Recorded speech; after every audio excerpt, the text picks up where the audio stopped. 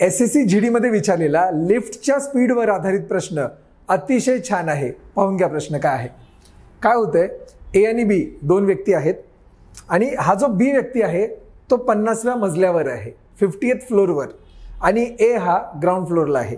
होतंय काय, बी हा 50व्या मजल्यावरून खाली येतोय लिफ्टने, वेगळ्या लिफ्टने, आणि ए वेगळ्या लिफ्टने वर जातोय. ती जी लिफ्ट आहे जी वर येते ती दर मिनिटाला 30 फ्लोअर वर जाते, आणि ही लिफ्ट ज्या लिफ्टने बी खाली येतोय ती दर मिनिटाला 45 फ्लोअर खाली येते असं दिलेलं आहे. आणि तुम्हाला विचारलंय की हे दोघे एकमेकांना कोणत्या फ्लोअरला क्रॉस करतील असा प्रश्न आहे. मी मराठी आणि इंग्लिश दोघांमध्ये दिलेला आहे, तो प्रश्न वाचून घ्या. आता एक गोष्ट लक्षात ठेवा, फॉर्म्युला काय आहे, डिस्टन्स बरोबर ST बरोबर, असा फॉर्म्युला आहे. म्हणजे डिस्टन्स म्हणजे अंतर, स्पीड म्हणजे वेळ. वेग आणि अंतर हे एकमेकांच्या डायरेक्ट प्रपोर्शनमध्ये आहेत, बरोबर की नाही.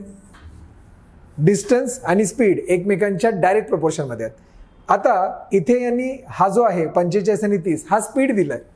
मग स्पीड याचा जर मी रेशो काढला तर तोच रेशो डिस्टन्सचा पण असणार की नाही. बघा आता, जर मी 15 ने भाग दिला, 15 त्रिक 45 आणि ते 15 दुने 30, म्हणजे 3:2 या प्रमाणात रेशो असणार, 3:2.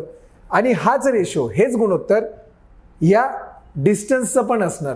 बघा, 50ला मला काय करावं लागेल, हे लोक जे इथे भेटणार दोघे पण, या 50ला 3:2 मध्ये विभागावं लागणार. आता 50ला जर मी 3:2 मध्ये विभागलं तर काय होणार, 3 आणि 2 ची बेरीज किती येते, 5. 50/5 उत्तर येणार 10. त्यातला हा जो पार्ट आहे, हा पार्ट 2 आहे, हा पार्ट 3 आहे. मग या 10ला जर मी 2 ने गुणलं तर ते येणार 20. याचा अर्थ ग्राउंड फ्लोअर पासून 20व्या मजल्यावर दोघांच्या लिफ्ट एकमेकांना क्रॉस करतील. किती छान प्रश्न आहे बघा. अशा पद्धतीने हा प्रश्न सोडवायचा असतो. आणि याचं जे ऑप्शन आहे ते ऑप्शन बघा, तुम्हाला इथे दिसेल, ऑप्शन नंबर 3. कधी कधी काय विचारू शकतात, वरून खाली कितवा फ्लोअर आहे, तर वरून 50व्या मजल्यावरून खाली खाली येणार तो, तर 30 मजले खाली उतरणार. म्हणून नीट वाचून घ्या प्रश्न काय दिलेला आहे.